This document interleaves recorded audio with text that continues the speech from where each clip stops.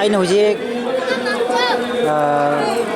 ꯊꯦꯡꯅꯖꯔꯤꯕ ꯑꯩꯈꯣꯏꯒꯤ ꯑꯣꯖꯥ ꯑꯁꯤ ꯕꯦꯅꯥꯀꯥꯅꯤ ꯄꯥꯔꯠ 2ꯒꯤ ꯑꯣꯖꯥ ꯑꯩꯈꯣꯏ ꯇꯔꯥꯎꯃꯨꯝ ꯅꯧꯒꯦꯟ ꯃꯤꯡ ꯑꯣꯏꯅ ꯄꯟꯖꯔꯕꯗ ꯑꯣꯖꯥ ꯑꯁꯤꯗꯒꯤ ꯋꯥꯍꯩ ꯑꯃꯅꯤꯇꯪ ꯑꯣꯖꯥ ꯑꯁꯤ ꯍꯥꯀꯨꯝꯁꯨ ꯁꯦꯀ꯭ꯔꯦꯇꯔꯤ ꯑꯣꯏꯅ ꯐꯝ ꯄꯨꯕꯤꯔꯝꯃꯤ ꯀꯨꯝꯁꯤꯁꯨ ꯑꯗꯨꯝ ꯄꯨꯕꯤꯔꯤ ꯃꯥꯅꯦ ꯍꯥꯏꯅ ꯈꯟꯖꯩ ꯆꯨꯝꯃꯩ ꯍꯥꯀꯨꯝ 2019ꯒꯤ ꯋꯥꯀꯤꯡ ꯑꯅꯤ ꯁꯨꯕ ꯅꯣꯡꯃꯥꯏꯖꯤꯡ ꯇꯥꯔꯤꯛ 10ꯗ ꯍꯟꯗꯛꯀꯤ ꯑꯁꯤꯒꯨꯝꯅ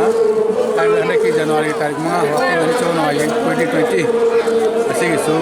ꯖꯦꯅꯔꯦꯜ ꯁꯦꯀ꯭ꯔꯦꯇꯔꯤ ꯑꯣꯏꯅ ꯄꯨꯖꯔꯤ ꯀꯨꯝꯁꯤꯁꯦ ꯍꯥꯀꯨꯝ ꯍꯧꯈꯤꯕ ꯆꯍꯤꯒ ꯀꯨꯝꯁꯤꯁꯤꯒ ꯃꯤ ꯇꯤꯟꯕꯒꯤ ꯆꯥꯡꯁꯦ ꯃꯁꯤ ꯃꯥꯟꯅꯕ꯭ꯔꯥ ꯅꯠꯇ꯭ꯔꯒ ꯍꯦꯟꯇꯛ ꯇꯧꯕ꯭ꯔꯥ ꯅꯠꯇ꯭ꯔꯒ ꯋꯥꯇꯛ ꯇꯧꯕ꯭ꯔꯥ ꯑꯗꯨꯁꯨ ꯈꯤꯇꯪ ꯐꯣꯡꯗꯣꯛꯄꯤꯌꯨ ꯁꯦꯀ꯭ꯔꯦꯇꯔꯤ ꯑꯃꯒꯤ ꯋꯥꯔꯣꯜꯗ ꯌꯥꯝ ꯅꯨꯡꯉꯥꯏꯖꯩ ꯑꯩꯈꯣꯏ ꯏꯅꯥꯎꯅ ꯍꯪꯕꯤꯔꯤꯕꯁꯦ ꯀꯔꯤꯒꯤꯗꯤ ꯍꯥꯏꯔꯤꯕ ꯑꯩꯈꯣꯏꯒꯤ ꯍꯥꯟꯅꯒꯤ ꯑꯍꯟꯁꯤꯡ ꯑꯁꯤ ꯅꯔꯥꯟꯗꯣ ꯕꯕꯥ ꯍꯥꯏꯔꯝꯃꯤ ꯑꯗꯨ ꯃꯇꯝꯒꯤ ꯈꯣꯡꯂꯩ ꯃꯇꯨꯡ ꯏꯟꯅ ꯃꯁꯤ ꯑꯩꯈꯣꯏꯅ ꯊꯤꯖꯤꯟ ꯍꯨꯝꯖꯤꯟꯕꯗꯒꯤ ꯍꯥꯏꯔꯤꯕ ꯃꯐꯝ ꯑꯁꯤ ꯈꯣꯏꯔꯥꯛꯄ ꯏꯔꯦꯜ ꯎꯃꯪꯂꯥꯏ ꯍꯥꯏꯅ ꯈꯪꯅꯔꯦ ꯃꯔꯝꯗꯤ ꯁꯤ ꯃꯇꯝ ꯑꯃꯒꯤ ꯃꯁꯤ ꯋꯥꯔꯤ ꯌꯥꯝꯅ ꯂꯩ ꯑꯩꯈꯣꯏꯒꯤ ꯃꯤ ꯑꯁꯤ ꯍꯧꯈꯤꯕ ꯆꯍꯤꯒ ꯀꯨꯝꯁꯤꯒꯁꯦ ꯃꯤꯒꯤ ꯆꯦꯟꯕꯒꯤ ꯀꯩꯅꯣꯁꯤꯒꯤ ꯃꯇꯥꯡꯁꯤꯗꯗꯤ ꯍꯧꯈꯤꯕ ꯃꯃꯥꯡꯒꯤ ꯆꯍꯤ ꯈꯔꯗꯒꯤꯗꯤ ꯑꯩꯈꯣꯏꯒꯤ ꯆꯠꯈꯤꯕ ꯍꯥꯀꯨꯝꯗꯒꯤ ꯃꯤ ꯌꯥꯝꯅ ꯆꯦꯜꯂꯤ ꯑꯗꯣ ꯍꯟꯗꯛꯀ ꯍꯥꯀꯨꯝꯁꯦ ꯆꯥꯡꯗꯝꯅꯕꯗ ꯂꯦꯚꯦꯜ ꯑꯃꯗ ꯁꯨꯝ ꯂꯩ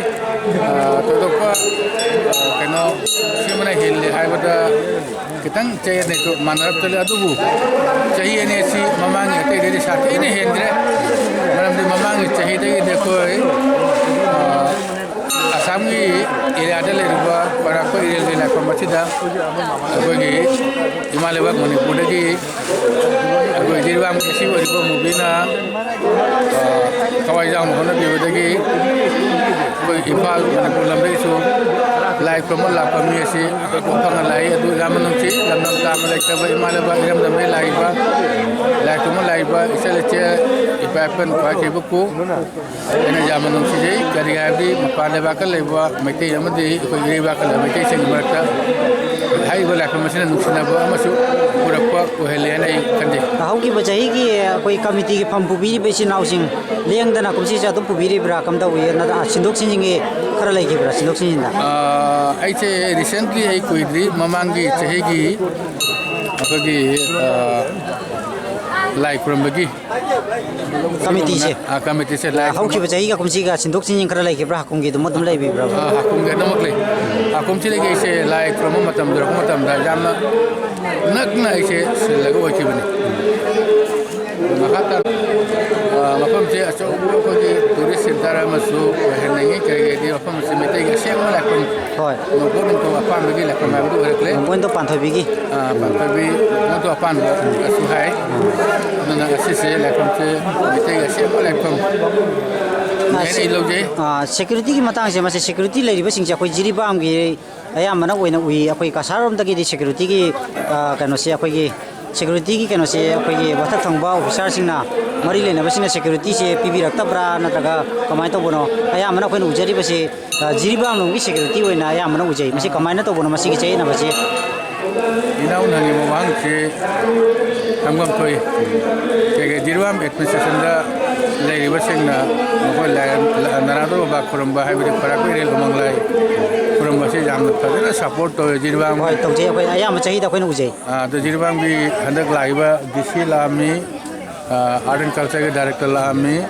adagi sp masana support to na masama ꯑꯩꯈꯣꯏꯒꯤ ꯏꯁꯣꯔꯁꯨ ꯌꯥꯝꯅ ꯊꯥꯖꯅ ꯃꯁꯥꯅ ꯇꯧꯅ ꯑꯦꯗꯃꯤꯅꯤꯁꯇ꯭ꯔꯦꯁꯟꯗ ꯁꯥꯊꯤꯅ ꯃꯇꯦꯡ ꯄꯥꯡꯉꯤ ꯑꯩꯈꯣꯏ ꯀꯁꯥꯔꯒꯤꯗꯤ ꯑꯩꯈꯣꯏꯅ ꯍꯥꯏꯖꯔꯨꯕꯗ ꯑꯩꯈꯣꯏꯗ ꯉꯥꯊꯔꯦ ꯍꯤ ꯄꯤꯔꯛꯑꯣ ꯍꯥꯏꯅ ꯑꯩꯈꯣꯏꯅ ꯁꯨꯛ ꯂꯥꯡꯉꯩ ꯃꯇꯝꯁꯤꯗ ꯈꯦꯠꯅꯕ ꯈꯔ ꯂꯩ ꯍꯣꯏ ꯆꯨꯝꯁꯤ ꯀꯃꯤꯇꯤ ꯑꯃꯒꯤ ꯁꯦꯀ꯭ꯔꯦꯇꯔꯤꯁꯤ ꯄꯨꯔꯤꯕꯅꯤꯅ ꯑꯩꯈꯣꯏ ꯀꯁꯥꯔ ꯂꯝꯗꯝꯂꯣꯝꯗꯒꯤ ꯂꯥꯛꯂꯤꯕ ꯂꯥꯏ ꯈꯨꯔꯨꯝꯒꯅꯤꯅ ꯂꯥꯛꯄꯤꯔꯤꯕ ꯏꯆꯤꯟ ꯏꯅꯥꯎ ꯃꯔꯨꯞ ꯃꯄꯤꯖ ꯏꯆꯦ ꯏꯆꯜ ꯃꯌꯥꯝ ꯑꯃꯒꯤꯁꯨ ꯑꯆꯧꯕ ꯗꯥꯏꯇ ꯑꯃ ꯂꯧꯕꯤꯔꯤꯕꯅꯤ ꯑꯗꯨꯅꯁꯨ ꯖꯤꯔꯤꯕꯥꯝꯂꯣꯝꯗꯒꯤ ꯍꯪꯉꯛꯄ ꯑꯣꯐꯤꯁꯥꯔꯁꯤꯡꯅ ꯄꯨꯂꯤꯁꯁꯤꯡꯅ ꯍꯪꯉꯛꯄ ꯋꯥꯍꯪꯗꯨꯒꯤ ꯄꯥꯎꯈꯨꯝꯗ ꯍꯦꯛꯇ ꯈꯨꯝꯕꯗꯁꯨ ꯌꯥꯝꯅ ꯂꯨꯅ ꯊꯣꯛꯄ ꯍꯥꯏꯕꯗꯨ ꯑꯣꯏꯔꯤꯕꯅꯦꯕ ꯑꯣꯖꯥꯗ ꯍꯣꯏ ꯑꯗꯨꯅ ꯑꯩꯈꯣꯏꯅ ꯍꯥꯏꯔꯤꯕ ꯂꯥꯏꯐꯝ ꯑꯁꯤꯕꯨ ꯑꯩꯈꯣꯏ ꯏꯅꯥꯎꯁꯤꯒꯤ ꯍꯪꯕꯒꯤ ꯑꯗꯨꯃꯥꯏꯅ ꯑꯩꯈꯣꯏ ꯑꯁꯥꯝ ꯁꯔꯀꯥꯔꯗꯁꯨ ꯑꯩꯈꯣꯏꯅ ꯍꯥꯏꯖꯔꯤ ꯃꯁꯤ ꯁꯦꯝꯒꯠꯄꯤꯅꯕ ꯑꯗꯨꯒ ꯃꯅꯤꯄꯨꯔ ꯁꯔꯀꯥꯔꯗꯁꯨ ꯑꯩꯈꯣꯏꯅ ꯍꯥꯏꯖꯩ ꯃꯅꯤꯄꯨꯔ ꯁꯔꯀꯥꯔꯒꯤ ꯃꯥꯏꯀꯩꯗꯩꯅ ꯃꯣꯏ ꯍꯧꯖꯤꯛ lam asi bigha ma hen lam se gi hetman min na piram ne khoi da yam nungai noi community hall saro anytime lakna lairo asigan no so la sanga bu koi ro haitna kana hariba lam asi da khoi Assam tu Manipur Sarkar sing na mi yang changin na mai tai tourist center ha su wala si asi jam nungai jam mai akhoi pun maki masi live phobani maduma oibo resan wa pun maki live phobani adua lakada ba chahi 2021 tadi masi gari na su chatba jabai khudung chaba phangani na pet mi pau dagi taje masi kayam chumbano masi wari kari lebege matu ai pet photo bi masi matang se gari na chatba jabagi matang se कोई कोलाटोर मिसल लगी लाग mai ai tigang chuan bari phau de gari change adu so lambi di jam na pajandri adu ki makha ta abri lambi se semri am sang na wali adu ma se moi se ko ne di wo phang re do semma kar semo idra hai badu di moi public ki demand ni matung ina de choi na sema kani hai ba ki thaja ba de khoi le je ba ko ma thong ilam nala na singba kaya lai ba se thong kaya mukti masi sarakada bagi akoina kanjab da kaya mukti oigani ma se thong ani na daga ahum gum bagi manung do oigadra sonbari lalaga semgi na se oi na ma thong oi amani di masa masa sum nalawai kari wata pa jaw ba adna problem oi ba jam ma chaw ina ta ba adu male adu kirba am degi di moi jam nuai re moi na ta sul ba lamanga pithare entai lambi sembagi ajini mukte sabat pe lupa lagama sul pire hai moi sarkar na only for nanado adi karakter baba ini kurang baca nawi damak ko na lambi so seme jini mukta mayam pata pa seme jini muk jorodi nanado jori hai ko ko karakter ire jori hai ko mana jam nuai ta ba jam nuai sarkar na hujik lokal leiba thoram jing je thogdang jing je akoina ta ba jam nuai he na sarkar na chupuni jing sin bina na bai damak ta ko pun mana so moida akoina wakat pa simpham se sini hai bagi khanghan bam su akoina su changi public amadi sarkar ga mari leina ra matam da aikoi masigi khora ko iren umang lai khuba masibu khoram da public singna nungai na amadi safety oina la poi khudong cha ba da khoi puna mana phangmina ga da bani hoji phobodi ko ina khudong cha da ba mayam su mayong na biri hoji pungphom masimak ki manung phawo sida khanaba chainaba khudong cha da ba saunaba warau na bagi khudong thibagi thogdo wathok ki leibibra natraga hoji pauti ingna chingna leibiribra kam dawi masigi wapu matiam da matam ge on ba ai ba tare ko globalization ga ina hoji che mi sing se gyan kha kana ra ba kai no hana gum na goi launa ba kuna bai kana se uda ba ude ai moi na manu thak pa cha ba ma pani tolak te du nin mu ko su ka tau de yam ingna ko ge lai sang se moi lai ko chate masi jam na asam sarkar akwai Lakhipur district ki Lakhipur constituency ki matungina di makoina kari karam wafam bawda masigi matana chapna bagi da makta khudong chana bagi public sing lagna bagi da makta khudong chana bagi da makta Lakhipur constituency dagi government gi oiba kari moigi kari khudong chaba piragani haibagi